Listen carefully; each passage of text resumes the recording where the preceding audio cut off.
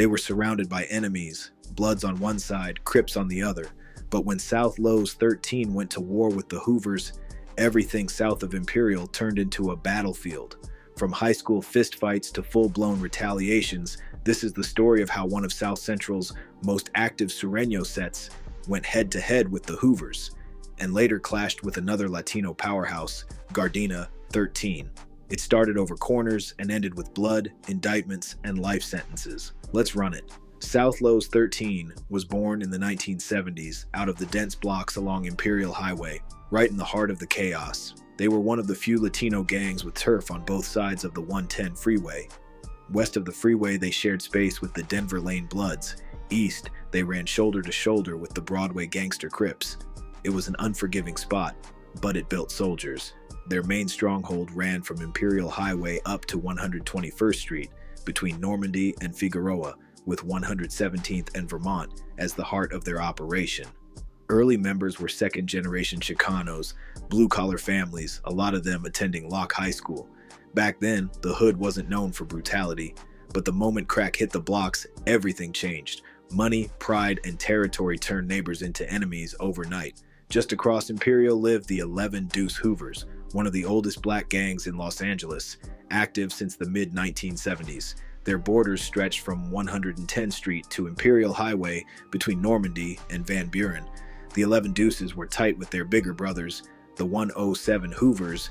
Together, they ran under the Hoover criminals card. At first, South Lowe's 13 and the Hoovers coexisted. They went to the same schools, dated the same girls, and sometimes even posted up on the same corners. But by the mid-1980s, the peace collapsed. Drug money was flowing, and both sides wanted the same corners. Arguments turned to brawls. Brawls turned to gunfire. And just like that, the line was drawn.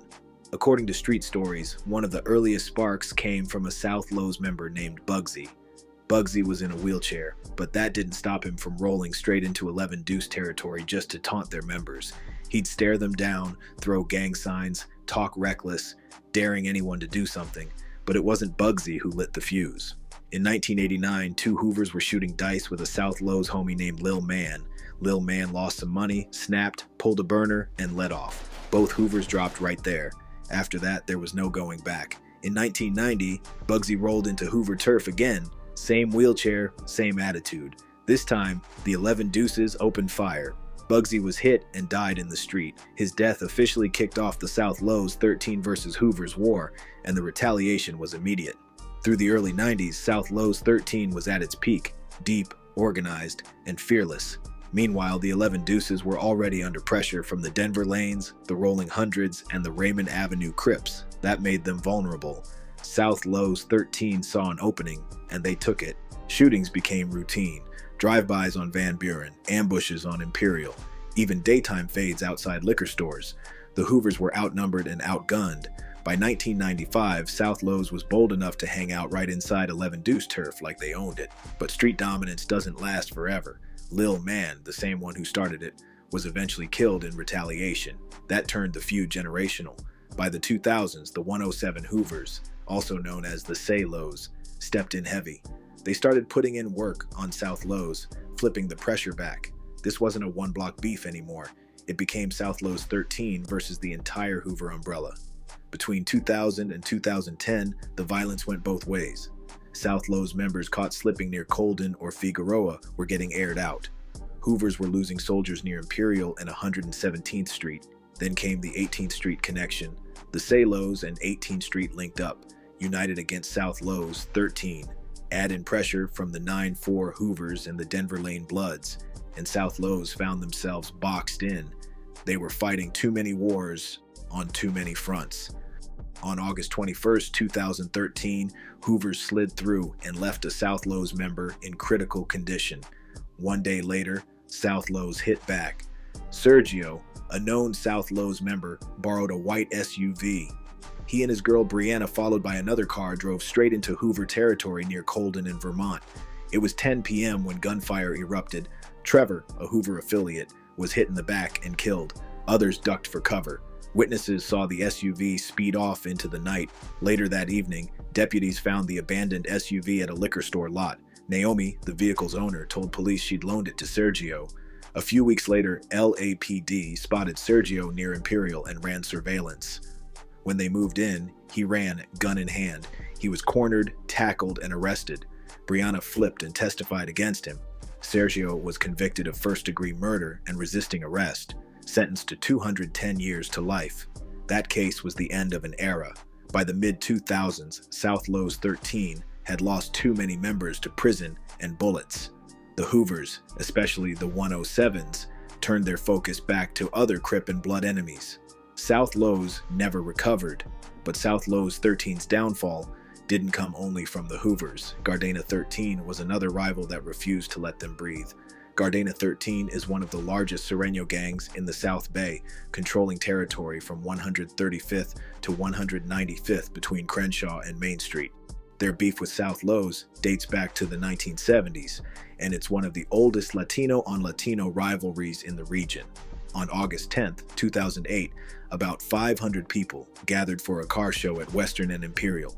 3 South Lowe's members, Jose, his brother Victor, and Vital, showed up loud and proud, shouting their set and talking reckless about other crews in the crowd. Moments later, someone opened fire into the packed intersection. Jose died on scene. Victor was pronounced dead at the hospital. Vital died the next day. A 4th man survived. It took investigators 3 years to crack the case. When they finally swept Gardena 13 in 2011, Luis, one of their hitters, was arrested and convicted for the triple murder. He got 75 years to life with no parole. After that, South Lowe's 13 couldn't recover. Their numbers dropped, key members were locked up, and the younger generation drifted off to other sets. By 2015, South Lowe's 13 was a shell of its former self. They'd fought wars on 3 fronts, the Hoovers, the 18 Streets, and Gardena 13, and lost ground to all of them. Old blocks around 117th and Vermont grew quieter. Some members moved east, others just aged out. And the new generation, most of them never even knew why the war started. Today, the Hoovers still dominate their stretch of Imperial, and Gardena 13 remains active in the South Bay. But South Lowe's 13? They're mostly a memory, a name on old walls and faded ink. By the mid-2000s, South Lowe's 13 wasn't the same force they once were. Decades of wars with the Hoovers, 18th Street, and Gardena 13 took their toll. Key members got locked up, some moved out, and the set's presence around 117th and Vermont grew quieter. But make no mistake, South Lowe's 13 never vanished. They've stayed active across different pockets of South LA, keeping ties alive through family, history, and respect. You'll still hear the name mentioned in lockups, county jails, and certain blocks south of Imperial Highway.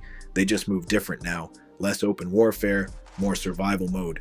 Meanwhile, the Hoovers still run strong through their traditional corridors.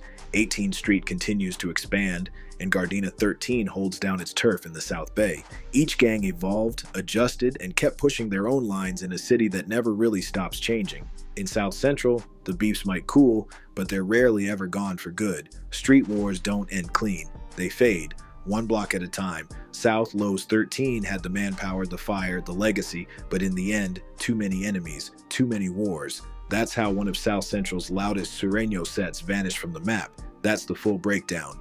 I would ask you to please like, comment, and subscribe, and don't forget to ring that bell for notifications. More stories coming soon. Until then, watch your step and respect the streets.